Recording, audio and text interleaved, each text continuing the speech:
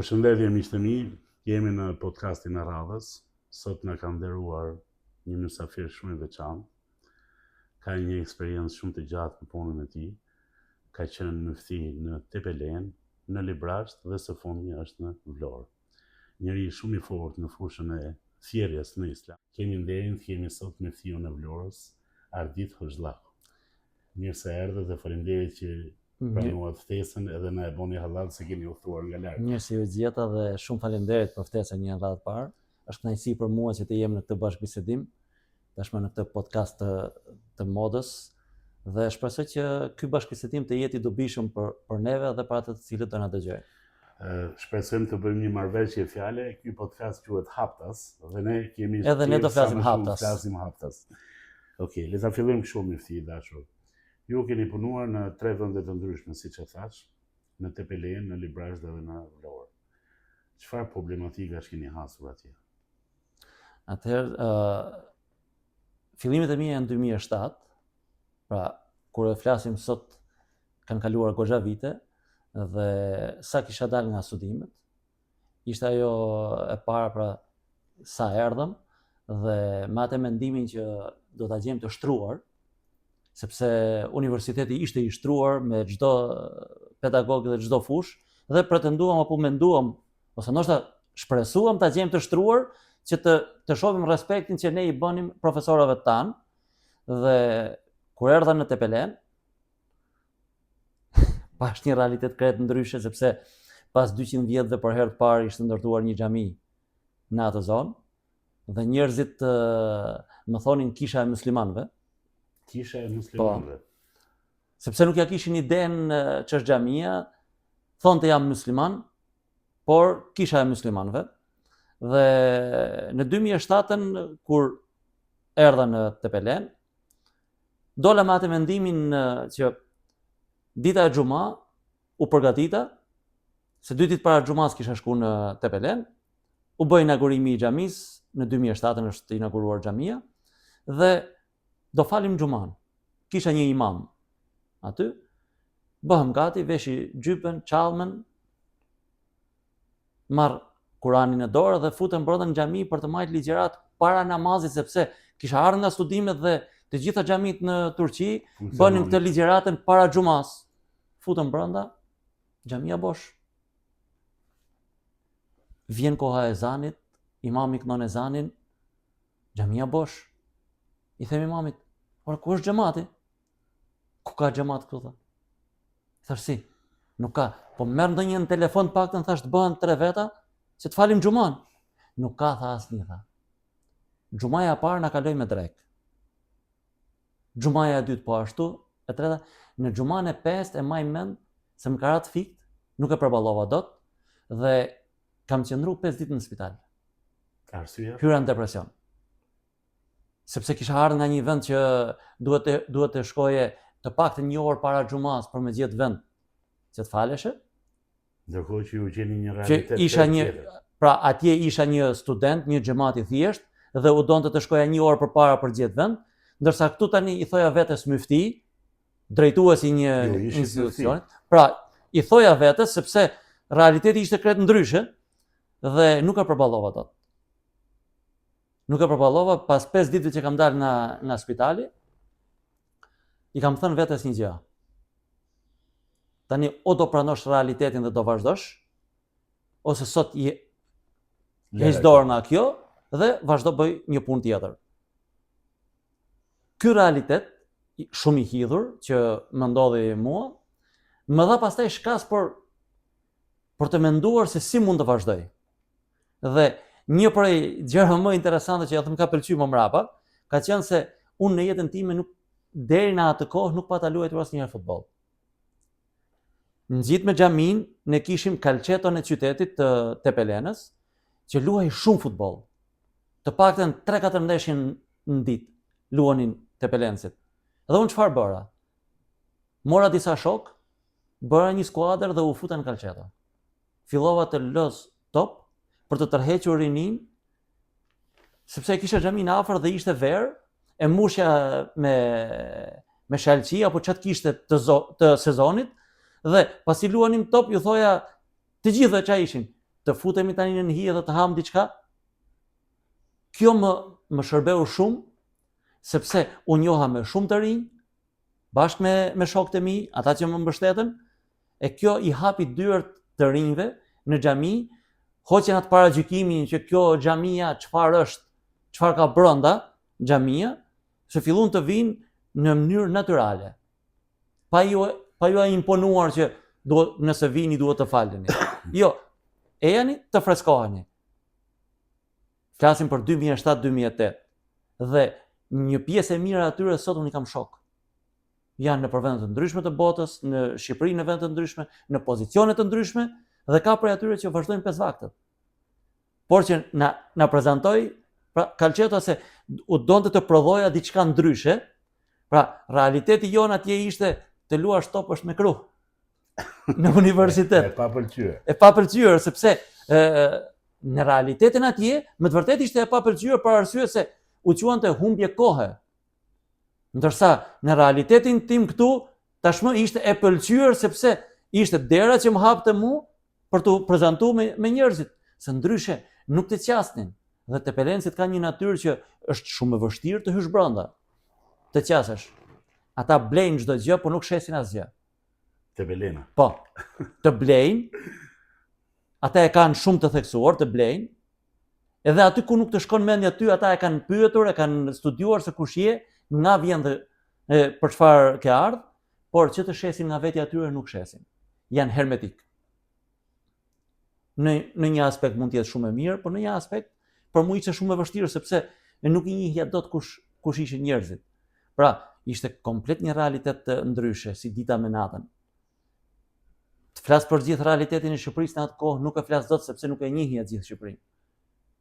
Nuk e njihja. Sa kisha ardhur student dhe për mendimin tim isha fëmijë. Dhe ne kishim atë problemin tjetër që nuk patëm dikë përpara që të na orientonte.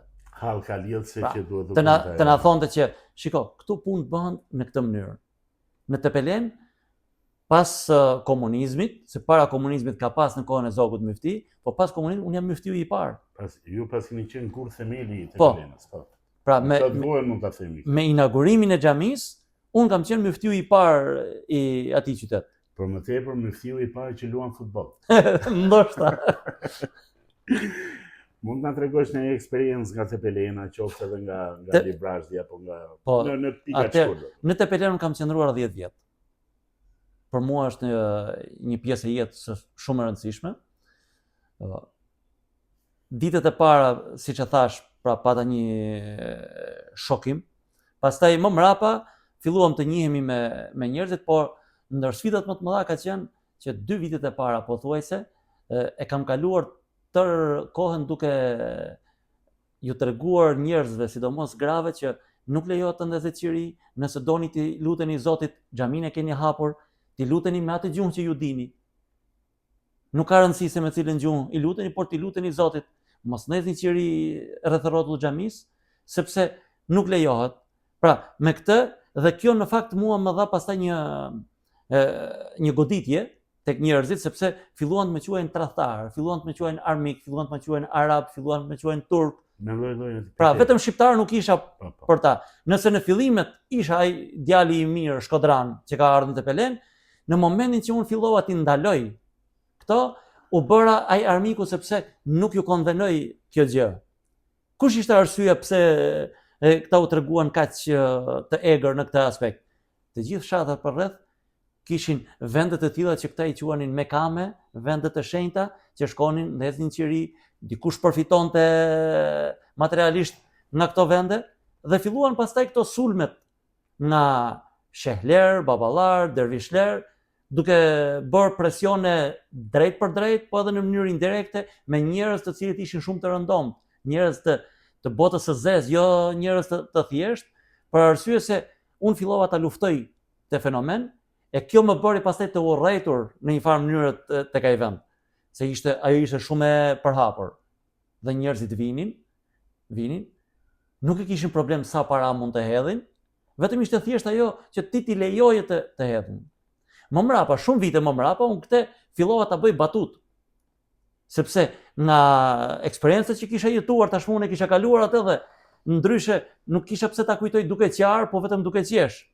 Dhe ju thoja kolegëve të mi, nëse unë do i kisha lejuar ata, sot do shëtisja me foristrat, me eskort. Po patjetër. Sepse aq shumë para hidhnin. Si shumë kolegë tuaj apo. Tani nuk e... Fatkeqësisht apo fatmirësisht. Pra, që një sfidë shumë e madhe. Arriti deri aty sa filluan të thyen xhamat natën të xhamisë.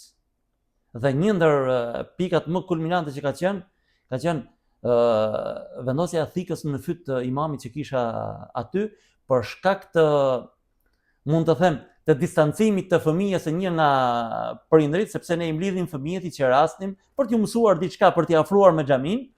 Dhe pas një farë kohet imami, me atë dashamirësinë e tij, apo ndoshta edhe me mënyrën e motivimit që ai mendonte se është më e mira, ai që thonte surën apo atë duan apo atë fjalën që ai kishte mësuar mirë, e qeraste me diçka. Kush nuk e thonte, i thonte ti nuk ke sot. Nesër kur ta thosh në rregull do ta jap.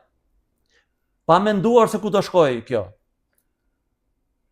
Atë ditë mas dite, pasi atij fëmijë nuk i kishte dhënë, shkon në dyqanin e lagjes për të bler, se ne jetonim aty, ishim të dy beqarë. I jati atij fëmijë i pirë, futët brenda në dyqan, merr thikën e dyqan xhiu që e kishte për djathin aty dhe ja vën në fyt imamit. I thot, kush je ti që nuk i jep fëmijës tim, nuk e qeras, e distancon nga fëmijët e tjerë. Parat janë tonat. Ju parat tona keni vjell. Ju i kishit vjell parat? Po. Pra ne kishim vjell parat që kishin bërë xhamin, ne kishim vjell parat që i qerasnin për ditë ata fëmijë, e shumë gjërat e tjera që ata mendonin. Edhe më marrin telefon, shkoj, jo se ata donin t'ia dinin se kush është pozita, por imami ishte turk dhe shqipen nuk e fliste mirë, dhe unë isha shqiptar, shkova atje, shikoj, ai ishte i pirë. Vitera. Thika ishte në fyt. I dridhesh dora, po prap thika është në fyt. U detyrova, nxorra lek nga xhepi, i thash atij unë se ka qeras djalin, po merre këto shka qeras djalin. Ai ti u zbut. Mori lekët ata, po tha, kështu në rregull tha. Dhe u largua. Më mrapa kjo pastaj neve na mësoi shumë gjërat e tjera, se si të sillemi me njerëzit, sepse ne po mësonim tashmë, po mësonim vetë. Ishim tamam si ai fëmiu që nuk i ka prindrit, po mëson të ecë vetë, mëson të ushqehet vetë. Çdo gjë ne po e mësonim vetë. Nuk kishim një njerëz që të na thonte, shiko, këtu duhet të kesh kujdes sepse natyra e këtyre është e tillë. Nuk kishim një udhëzues përpara nesh, pra një mentor. I mësuam vetë ashtu si i mësuam dhe unë sot jam krenar sepse kam një miqësi shumë të mirë në Tepelen, edhe mas kaq shumë vitesh, unë shkoj në Tepelen dhe më presin shumë mirë, duke filluar që nga ish kryetari i bashkisë, sot deputet, e kam pas shumë shok, luanim futboll me të, shëtistim me shumë njerëz të tjerë, sepse kam tentuar gjithmonë islamin ta nxjerr në rrugë. Mos ta mbyll në xhami, një për problemeve që vazhdojmë ta kemi. Pra, jam munduar ta nxjerr në rrugë, po ta nxjerr në mënyrë natyrale. Pra, jo duke komunikuar ato obligimet, por atë bukurinë, moralin, se si duhet të sillesh me njerëzit, sa i durueshëm duhet të jesh, sa tolerant duhet të jesh. Thjesht një qytetar në mënyrë që ata të kuptojnë që edhe këta musliman janë njësoj si ne, se këta e kemi problem në vete. Pastaj, në Tepelena, që mos ta kaloj, në Tepelen, 10 vjet që kam qenë, kam fal vetëm një xhenaze. Në 10 vjet. Arsyeja? Para kësaj xhenaze, i vdesi jati një shokut tim në qytet. Dhe shkova për të marrë pjesë si qytetar. Më përjashtuan. Të përjashtuan? Po. Më thanë ti nuk ke vend këtu. Edhe si qytetar? Po. Sepse ti bëhet fjalë. Jo, ti je ai armiku që nuk na lën të ndezim qiri lart të xhamia. Dhe u detyrova, u distancova. Pas shumë vitesh, më merr dikush në telefon dhe më thot, nëna jone ka lënë amanet që të varroset me hoxh. Për mua ishte arritje e madhe të fal një xhenaze. Maj mend që kemi ikë me makinë deri në një fshat. Pastaj nga aty kemi ecë diku 1 orë gjysmë në këmbë. Ata kishin sjell kal për të marrë hoxhën, po i thash jo, do ikim gjithë bashkë. Dhe vetëm atë maj mend që kam varros. Dhe përveç asaj që kishte vdek, askush tjetër nuk dinte gjë që është hoxha.